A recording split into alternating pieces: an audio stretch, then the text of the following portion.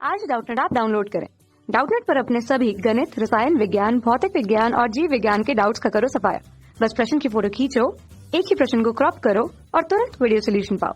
अभी डाउनलोड करें। क्वेश्चन हमारे पास दिया है कि 81 स्वरित्र जो उनकी संख्या है उनकी आवृत्तियों के बढ़ते हुए क्रम में आगे जो स्वरित्र होता है उससे 4 विस्मय प्रति सेकंड उत्पन्न करता है।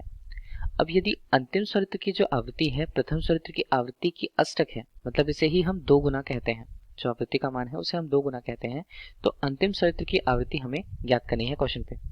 ठीक है, दिया क्या क्या है हमारे पास, फिर से हम लिख लें कि हमारे पास स्वरित्र दिए हुए हैं, तो स्वरित्र की संख्या यहाँ पर कुल मिलाकर के कितनी है, 81 है। ठीक, तो 81 स्वरित्र यहाँ पर उपयोग होते हैं।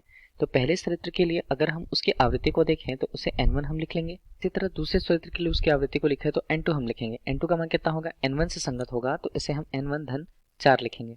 ठीक, 4 विस्मय प्रति सेकंड उत्पन्न करती है। अब इससे लिखा क्या जा सकता है, इससे लिखा जा सकता है n1 धन हम करें तो ये बनता है 4 और यहाँ पर बनता है 2 ऋण 1 के रूप में। अब ये दूसरा पद था इसलिए हमने यहाँ पर 2 लिखा। बिल्कुल तीसरा पद इसी तरह देखिए, n3 अगर हम करते हैं तो वो मान कितना होगा, n1 के टर्म में ही हम लिखेंगे कितना, n1 धन ये बनेगा 8। ठीक है, तो इसे हम क्या लिख पाएंगे, इसे हम लिख पाएंगे n1 धन 4, तो यहाँ पर होगा ही, और यहाँ पर बनता है 3 ऋण 1। ठीक है, तो इस तरह से हमारे पास मान बनते जाएंगे क्रमशः। अगर हम देखें तो n4 भी हमारे पास कुछ इस तरह से ही बनेगा, n1 के टर्म में ही हम तुलना करेंगे, तो 8 4 यहाँ पर हो जाता है 12। इसे क्या लिखा जा सकता है, n1 हम लिख सकते हैं, धन करें तो 4 हम लिखें, और इसे लिखा जा सकता है 4 ऋण 1, तो 4 दिया 12। कुछ इस तरह से मान चलते जाएंगे, और हमें अगर मान देखना है अंतिम स्वरित्र का 81 नंबर जिसका है, तो इसे हम 81 लिखेंगे। ठीक है, मान कितना होगा, मान होगा n1 धन, अब हमें ये मान नहीं पता कि वो कितना होगा। ठीक है, लेकिन अगर हम इसके अलावा देखें तो 81 से हमें गुणा करना पड़ेगा 4 का, कम संख्या रहेगी किसकी, तो ये हम देखें तो 80 गुना, तो ये हमारे पास बनता है 320। ठीक है, बराबर हम करें तो ये कितना बन जाता है, n1 धन हम करें तो 4, इसे क्या लिखा जा सकता है, 81 ऋण 1 के रूप में। ठीक है, तो ये हमारे पास हो गया।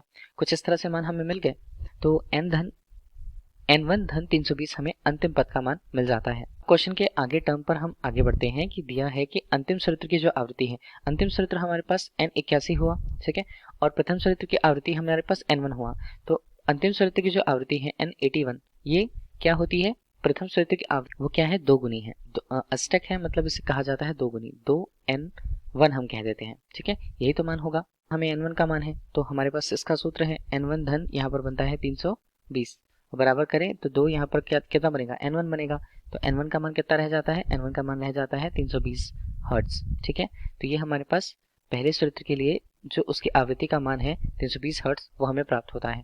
तो अंतिम स्वरित्र की आवृत्ति अगर हमें ज्ञात करनी है तो 320 धन 320 हो जाएगा, तो n81 इसे हम क्या बोलते हैं, अंतिम स्वरित्र के लिए जो उसकी आवृत्ति है वो। तो n1 के साथ देखें तो ये हमारे पास बनता है 320, धन हम यहाँ पर देखें तो ये भी बन जाता है 320, तो कुल मिलाकर कितना, ये बनता है 640 हर्ट्ज के रूप में। ठीक है, तो ये हमें n81वें मान को प्रदर्शित करता है, तो यही हमारे लिए क्या बन जाता है, यही हमारे लिए क्वेश्चन का आंसर बन जाता है जो हमसे पूछा गया था। तो 640 हर्ट्ज हमें इस तरह से मिल रहे हैं, यही हमारे लिए क्वेश्चन का आंसर है। Thank you. कक्षा 6 से 12वीं से लेकर नीट, IIT, JEE वो एडवांस के लेवल तक 1 करोड़ से ज्यादा छात्रों का भरोसा। आज ही डाउनलोड करें डाउटनेट ऐप या व्हाट्सएप करें अपने सारे डाउट्स 8400 400 400 पर।